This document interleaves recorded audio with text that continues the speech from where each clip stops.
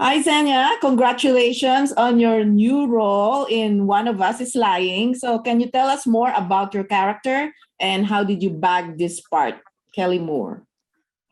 For sure, for sure. Well, for starters, thank you so much, Tita Janet, for having me on here. It's so lovely to see you, and I'm so happy to be here.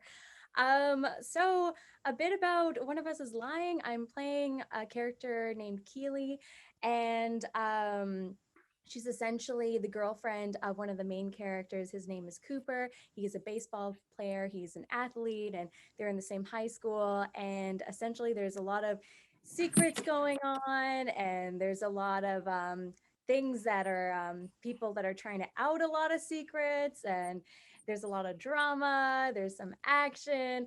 The plot is essentially about five students going into detention, and one of them being sadly dead from the detention. And after he passes away in detention, then everyone's trying to figure out who did it, because there's only five people there, including him. So we have four suspects. They're called the Baby Four, and throughout the series, we're trying to figure out who did it. And yeah, that's the essential gist of everything. And Sounds how exciting. yeah. And how I begged the part, I guess there was auditions going around. Um, I feel so lucky to be a part of this cast because everyone is from different places around the world. We have someone from Ireland, we have someone from London, Australia, New Zealand, and the States, and here in Canada. So we had some auditions happening here, and yeah, that's kind of how I got in. And I met some peeps when I came over. I met Jennifer Morrison, who is the director of our pilot, and some of our amazing producers. And yeah, that's kind of how it took off. That's great. So, how cool is it that your character is half Filipina? Do you say Oh, things in Tagalog or do you do things in, that show that you are Filipina? I don't think that it's very outwardly displayed or anything. Like, she definitely doesn't speak any Tagalog during the series. She wouldn't have anyone to speak Tagalog to in the series, especially. But I think that's like one of the amazing parts about this role. For starters, like um, when I first got in the breakdown, it was like Keely Moore, and it had like little description of her and everything. And I was like, okay, this is really cool. I did some research on the book, the original book, because the series is based off of a book called One of Us is Lying. And the character in the book was written to be half Filipino, half white. And I was just like, wow, this is like the first time I've actually seen that like intended and written down with intention of like of that. And I've been auditioning for about 7 years, and I had never in my life had seen a Filipino role come in. Usually, if it's very there's certain like roles that they'll put in that'll be like Asian character, but then it will be really broad, and there won't be any specificity to it. So it was definitely my first time seeing that. It was my first time even realizing that I haven't seen that too, because we're so conditioned to not really almost like notice that because of the way that mainstream media and Hollywood has been for a long time. So yeah, that was like the first time that I saw that. And I think it's amazing that it's just like it's one of those things where it's a series about all of this and that is going on up here, all this drama, all this action, but it's not focused, and it doesn't need to be focused on anyone's background, on anyone's ethnicity, in that sense, because in the real world, we're just all peeps just like moving around, and we're not like obsessively like focused in the way that sometimes Hollywood portrays different ethnicities and different backgrounds. So yeah. Yeah. So, as you said, this is based on the number one selling book, of the New York novel of Karen McManus. Have you ever met her? And what was your reaction when you read the book?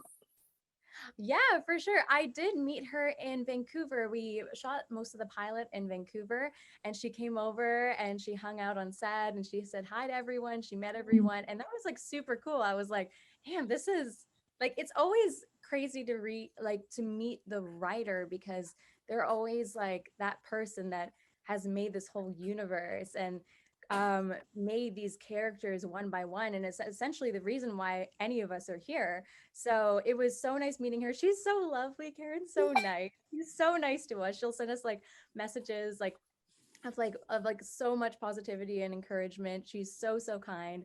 And yeah, reading the book for the first time. I am currently 22 years old.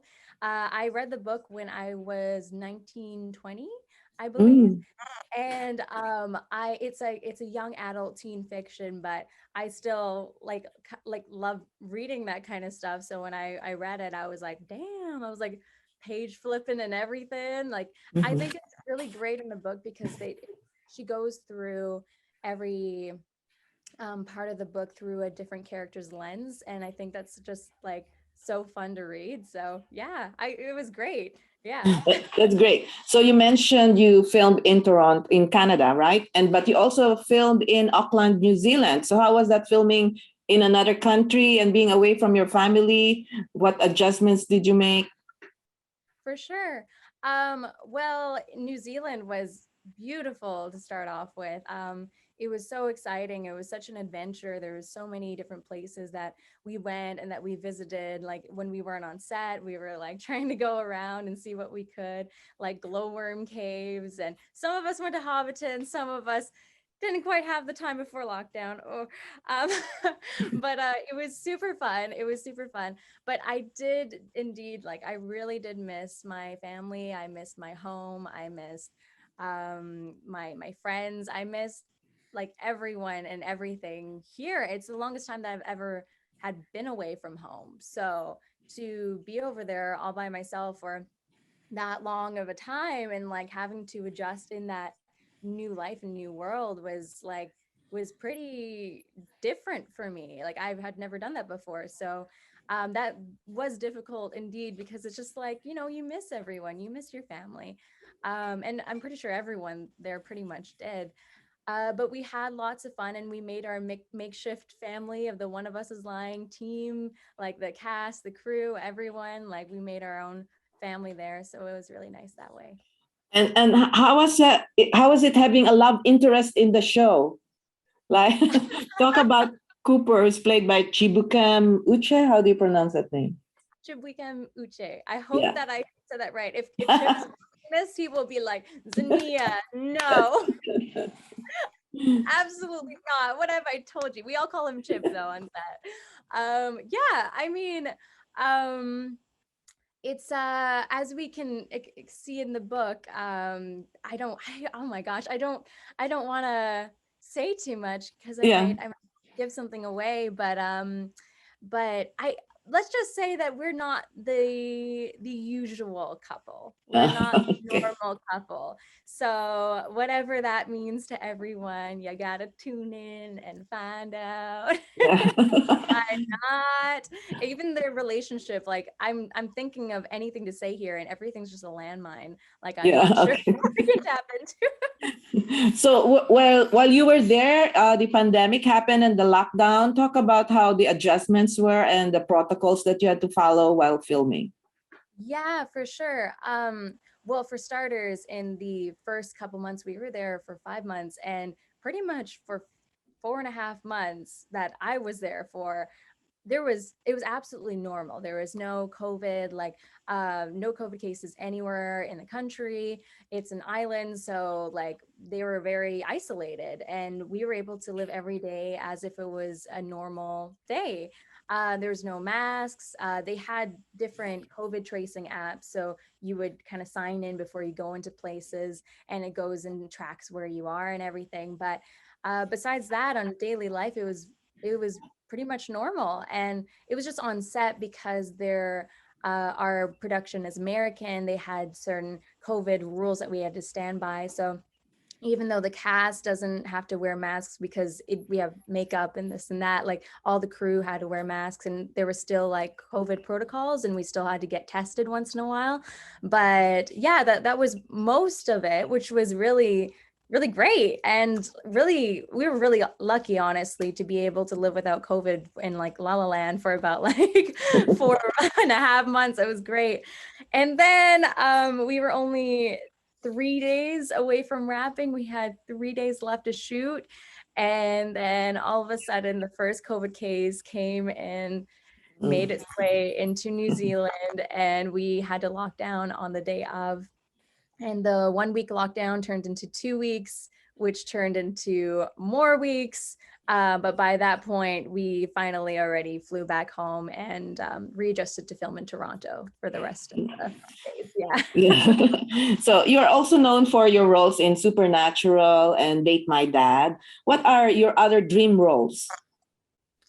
Other dream roles, I really want to do, in general, I really want to do action-based kind of things, like psychologically, like thrilling horrors. Like I would love to do those kind of roles. I would love something on like the darker, kind of edgier realm, because when people meet me, I guess they don't really see me in that kind of a genre a lot of the time, because they'll be like, oh, you're bubbly, you seem nice, kind of thing. And I'm just like, no, but give me the other roles. Like I would love to play those ones. So I've done, looking back in my history, I've done quite a bit that's the fashionista, maybe the social media guru, maybe the cheerleader in this one.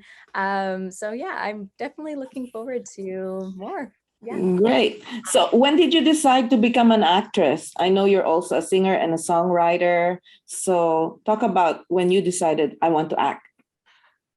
Yeah, for sure. Well, I first discovered acting actually when, like, through dance. I was dancing up for about 13 years. I was in my mid-teens when a TV series, a production called Some Assembly Required that aired on YTV, they came over to my studio and were looking for dancers for background. And so they picked out a few, and I was one of the bunch, one of the litter. And we came over and we did the four little swans from Swan Lake. It's like da, da, da, da, da, da, da, that one. We did that variation, and we had like the tutus on and like the little swan, little ballet things. It was so cute. And essentially on that day, I don't know, it was just like the environment of being on set. And at that time, it was such a magical set too. It wasn't just like a set that was made to look like a normal house or a normal school or anything. Like on set, it was like a toy store, magical kind of like set. Like there's so many things going on, and it was just great. It was like a Nickelodeon show. So it was just so fun to be on. And I'm like, I don't know what I need to do to stay here in environments like this, but I want to do something in this range. So I started going into acting, and I started taking acting classes. And once I took my first acting class, I was like, damn, this is cool. I want to keep doing it. So here we are. Yeah, congratulations. So your mom is Louisa Marshall, is also known as a Tina Turner tribute artist. Have you Yeah. seen most of her performances, and what have you learned from your mother as an artist, actress, and a performer? Of course. For starters, I grew up watching my mom ever since I was like yay big. Like my hand is much lower than this of what you see right now. And I remember watching her from the wings, and she was always like rocking out in her Tina Turner wig and everything.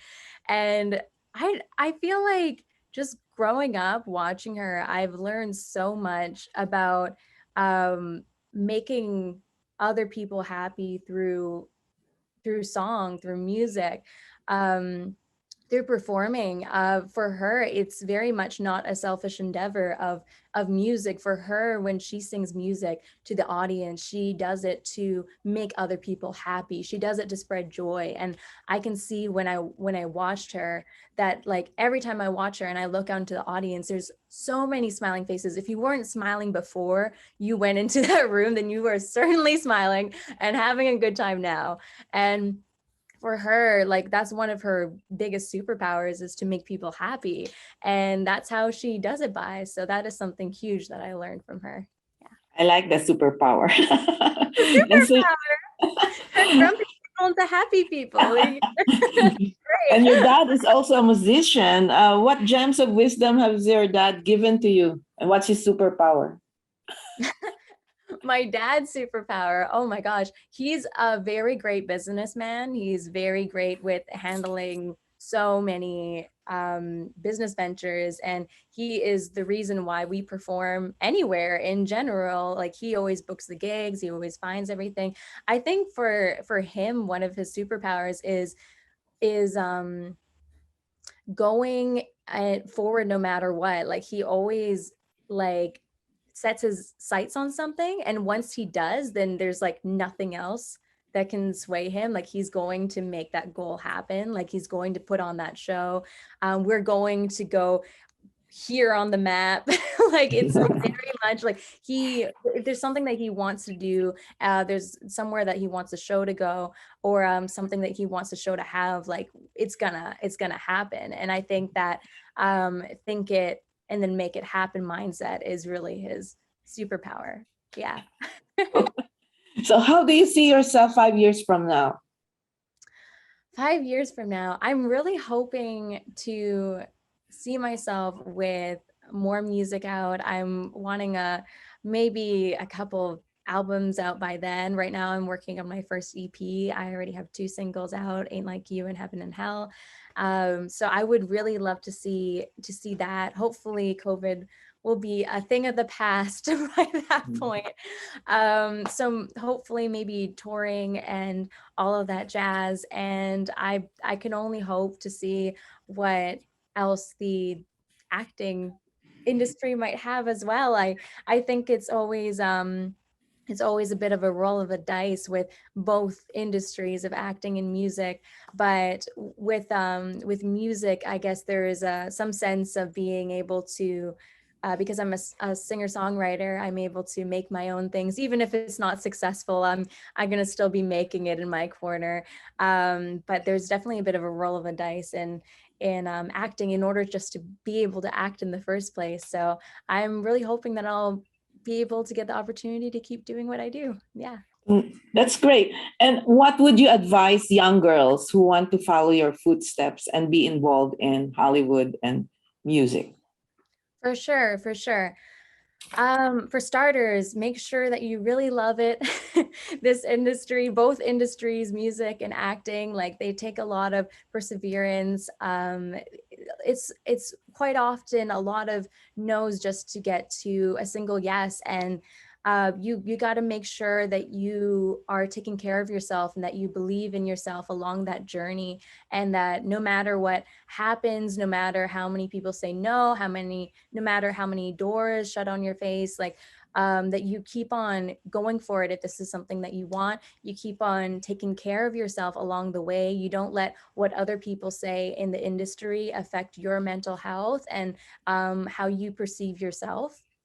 And yeah, like, make sure that you, on top of the passions of what you have in the industries, to also make sure that you have a beautiful life outside of those industries as well. Because as much as music and acting is essentially, for musicians and actors, like, our worlds, like, there's also more with your family, with your friends, with other things to do in life as well, that you want to make sure that you're letting yourself experience along the way as a person as well. Yeah. Thank you very much for joining us today, Zenia, and congratulations and good luck to your career. Thank you so much, Tita Janet. Thank you. Thank you.